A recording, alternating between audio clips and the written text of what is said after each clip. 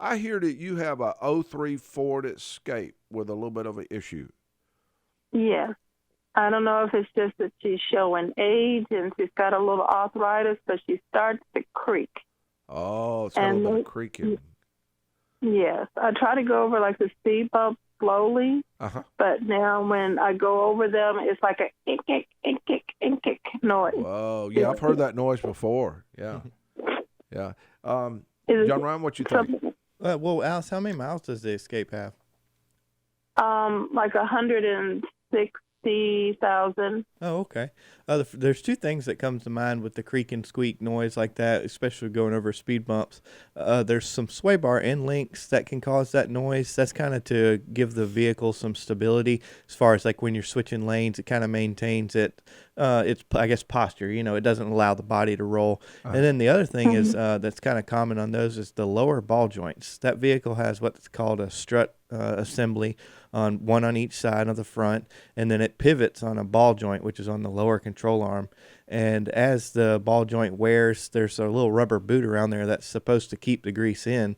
Well, what most commonly happens is the boot wears away, and then the grease is allowed to, come out of the joint, and then, years and years of driving, 160,000 miles, there's no grease on those joints, so it's metal to metal contact and can cause that noise. Yeah, and that can be found fairly easy. What a technician would normally do is put it on a lift rack. We would normally call it a four post because all the weight is still on the wheels Yeah. when it's on the rack.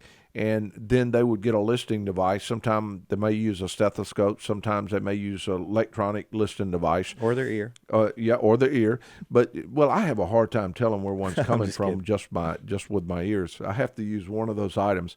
But then they'll have someone else move it up and down as if you were going over a speed bump, and they would touch each one of these items until they find out which one.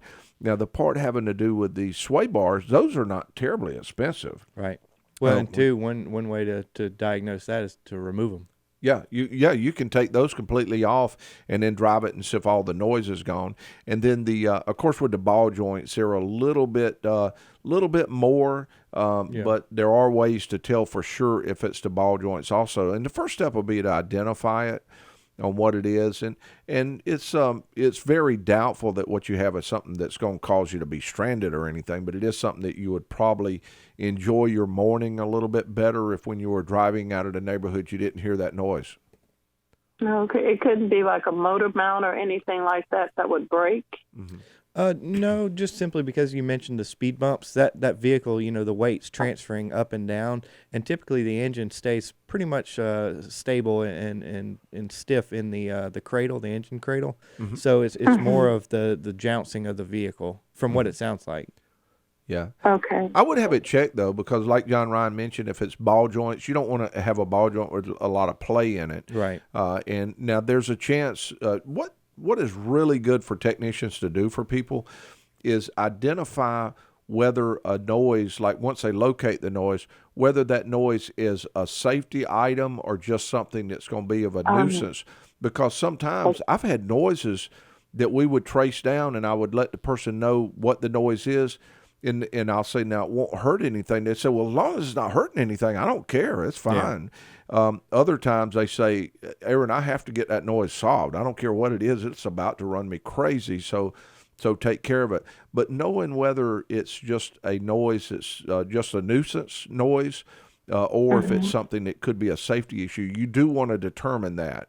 And of course, get an estimate. Right. And every nuisance noise has its Threshold. price Yeah. level. Like some nuisance noise, to get it out for $100 might be worth it. To get it out at $600 might not be worth it.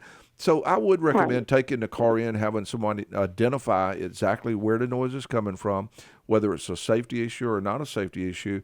And then after you do that, get an estimate on what it would be to repair it. And then you could sit down and make a good decision on whether to repair it or not do it.